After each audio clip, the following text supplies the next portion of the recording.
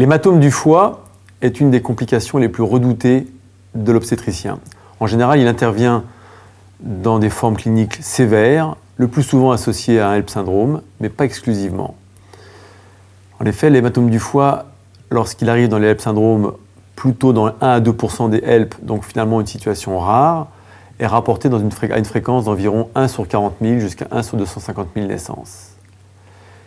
L'hématome du foie peut être soit intrahépatique, soit sous-capsulaire.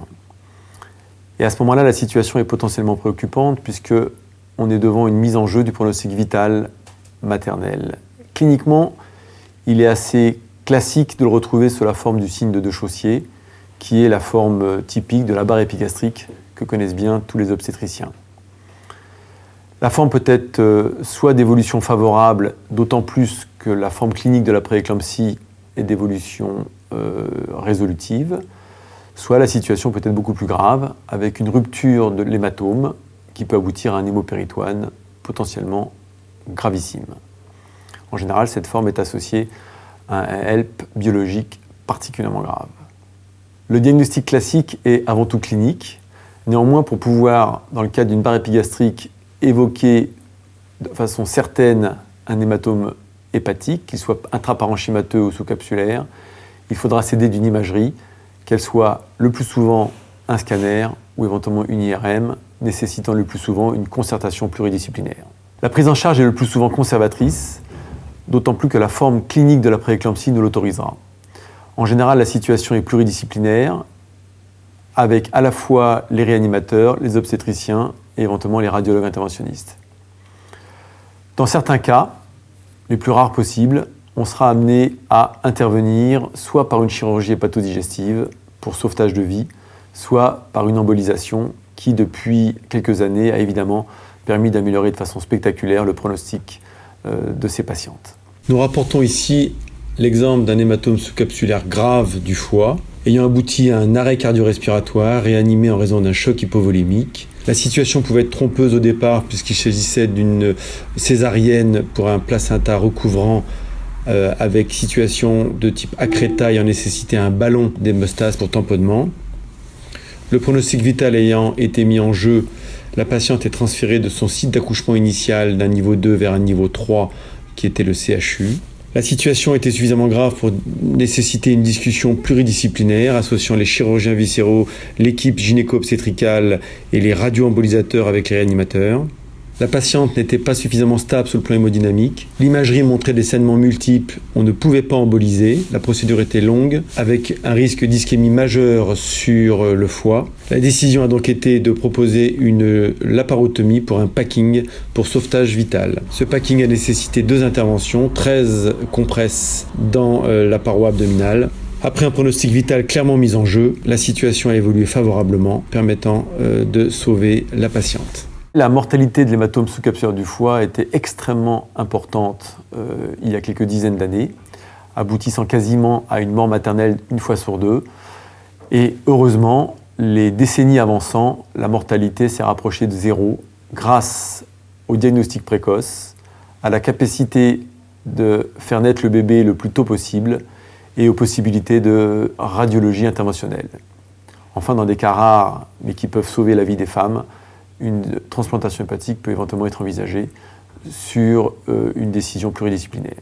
En effet, l'amélioration du pronostic est liée essentiellement à la prise en charge précoce des prééclampsies, l'extraction fœtale, les progrès de la réanimation et l'apparition de la radiologie interventionnelle.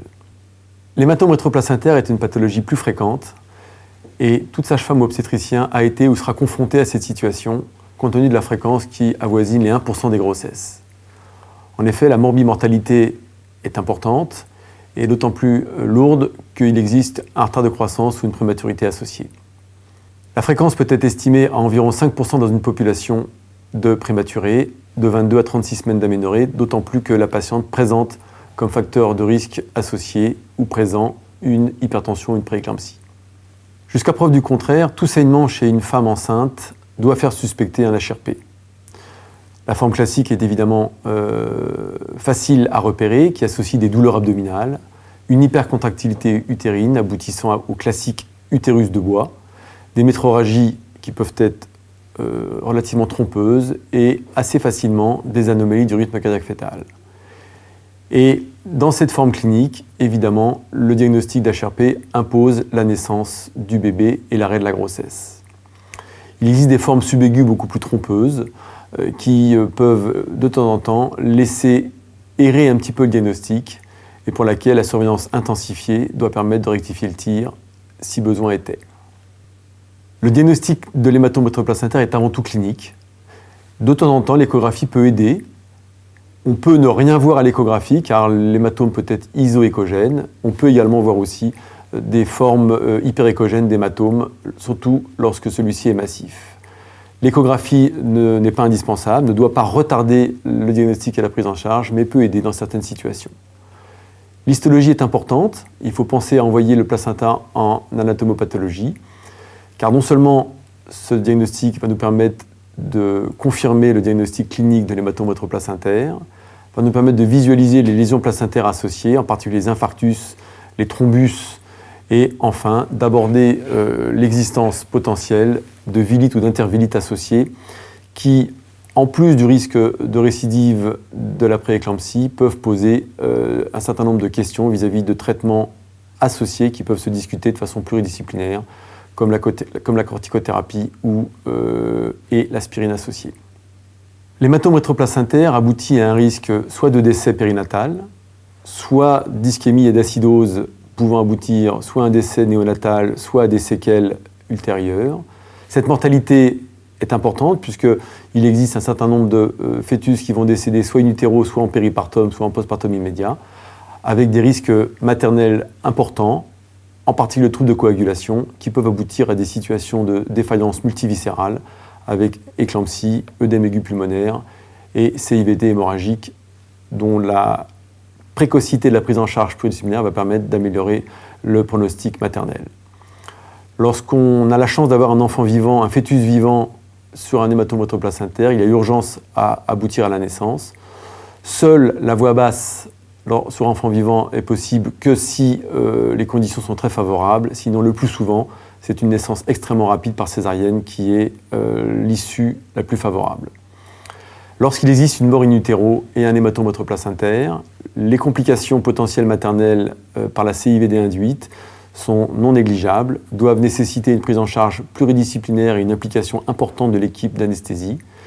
Et la première situation qui va être proposée, c'est le déclenchement par les voies naturelles pour éviter une césarienne sur un fœtus décédé, avec une rupture de l'apogéso le plus précoce, des analogues de prostaglandine éventuellement si le col n'est pas suffisamment favorable pour bénéficier de l'ocytocine, et seulement en cas de situation d'échec, de difficulté à obtenir une dilatation cervicale ou une situation anesthésique qui pose un pronostic maternel en jeu qui peut aboutir à une césarienne.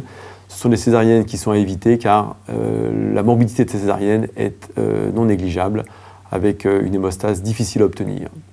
Il faut bien évidemment obtenir une collaboration importante de l'équipe d'anesthésie pour compenser et avoir une réanimation anticipatoire extrêmement favorable pour le pronostic maternel.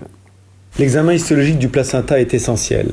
C'est un petit peu la boîte noire de la grossesse qui va aider le clinicien à affiner le conseil préconceptionnel. En effet, outre l'hypotrophie, les thromboses, les infarctus et l'ischémie placentaire, on peut mettre en évidence d'autres pathologies comme les vilites ou intervilites en rapport ou non avec une pathologie infectieuse, immunologique ou encore indéterminée qui pourrait justifier d'autres thérapeutiques que l'aspirine, comme les corticoïdes, en raison du risque élevé de récidive et de décès in utero. Certes, le niveau de preuve est moins formel, mais les risques de récurrence sont, eux, très importants. L'insuffisance rénale est également une des complications qui met en jeu le pronostic maternel et qui est extrêmement importante à anticiper et à prendre en charge. Le plus souvent, et c'est la meilleure des situations, elle est fonctionnelle, mais parfois elle peut aboutir à une insuffisance rénale organique. Le risque connu et reconnu est celle de la nécrose tubulaire aiguë, qui s'associe souvent à des complications multiviscérales, entre autres l'éclampsie associée. Le diagnostic associe l'oligoanurie, l'augmentation de la créatinurie, l'hyperkaliémie, avec une nécessité de prise en charge réanimatoire urgente. Il est vrai qu'un certain nombre d'insuffisances rénales aiguës vont être rapidement résolutives après le traitement du HELLP syndrome ou de la prééclampsie. De temps en temps, l'insuffisance rénale peut perdurer et on peut avoir accès à un avis néphrologique utile, nécessaire dans les suites immédiates de cette prééclampsie grave. En conclusion, la prééclampsie est une pathologie grave, potentiellement sévère, qui est encore une cause de mortalité maternelle et dont on sait que l'évitabilité dépend directement de la précocité du diagnostic et de la précocité de la prise en charge maternelle et fétale. La prééclampsie peut être associée ou isolée, elle peut être de forme grave ou de forme plus modérée. Elle nécessite le plus souvent une prise en charge pluridisciplinaire et la gravité de cette pathologie est directement corrélée à la capacité du diagnostic, de la précocité de la prise en charge.